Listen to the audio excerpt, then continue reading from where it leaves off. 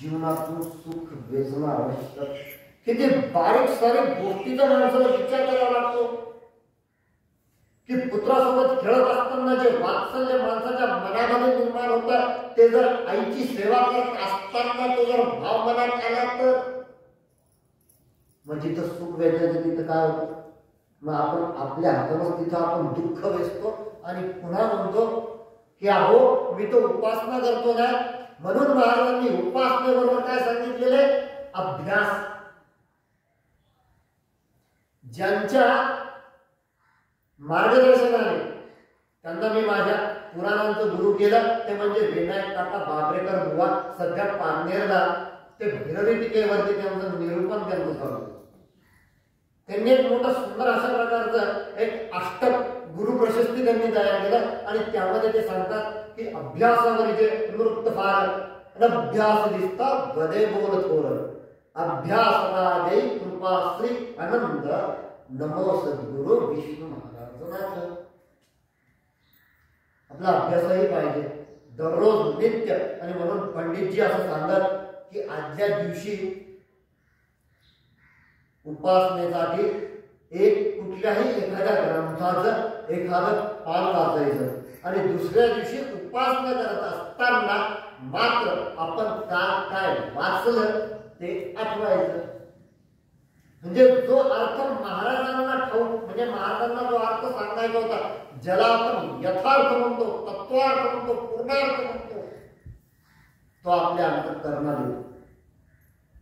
नाही तर मग महाराजांचे विचार आम्ही आपले मतितार्थ म्हणून कदाचित महाराजांना हेच सांगायचं, नाही रे बाबा ह्याच्यापेक्षा खूप अजून खूप वाचायचंय, अजून खूप अभ्यास करायचा आहे.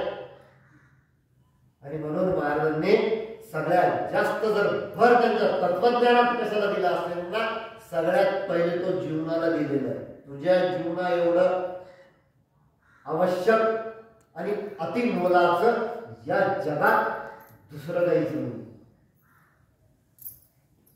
म्हणून मानवी जीवनाच्या शिल्पातून आणि थोड्या ग्रंथाची सुरुवात कुठून होती. मी जसं काल सांगितलं की हरिमुखे म्हणा पुण्याची गणना पूर्ण करी जीवनाचं महत्व इथून सुरुवात होते. आत्ताच आलेला विषय शेषशाही नारायणाचं चित्र कशाचं प्रतीक इथपर्यंत. इथं फक्त तोंडवखत झाली हो पूर्णवादाची. अजून परिचय, मग संपर्क आणि मग संपर्काच्या माध्यमातून स्वसंपर्क, जगसंपर्क आणि ईश संपर्क, हे तीन असलेले संपर्क. या तिघांचा आपल्याला करायचा अभ्यास.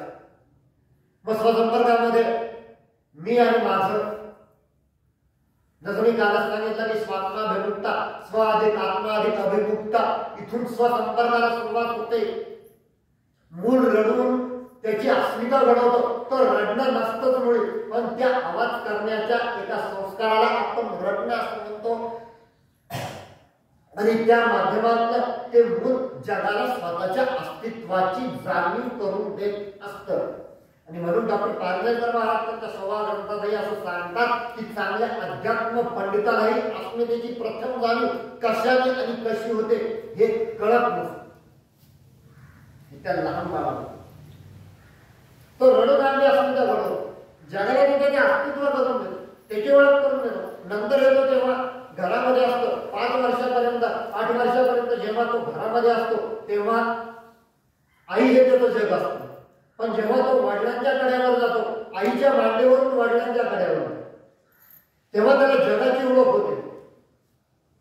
आणि जेव्हा त्याला जगाची ओळख होते तदनंतर मग त्या जगातील येणाऱ्या काठिन्यतेकडे बघून थोडासा मग त्याला ईश्वराची ओळख होते. पण पहिला गुरु कोण आहे? आई. पहिला गुरु आई आहे, नंतर हे वडील. आणि म्हणून सनातन वैदिक संस्कृतीमध्ये ब्रह्मचर्य हे 4 आश्रम त्याच्यामध्ये राहिलेले.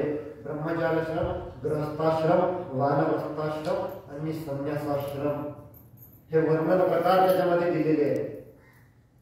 की वयाच्या 18 वर्षापर्यंत घरामध्ये राहायचं, म्हणजे पहिले 5 वर्ष आईच्या मांडीवर, 3 वर्ष बाबांच्या कड्यावरती, नंतर 8व्या वर्षापासून गुरुच्या गुरुग्रही जायचं, तिथे विद्या संपादन करायची आणि तीही असं संपादन करायची, तीही इतकी संपादन करायची की जसे रामाने आणि लक्ष्मणाला संपादन केले आणि विवाहानंतर कोणी लावून दिलं तर परस्पर गुरूंनीच लावून दिले.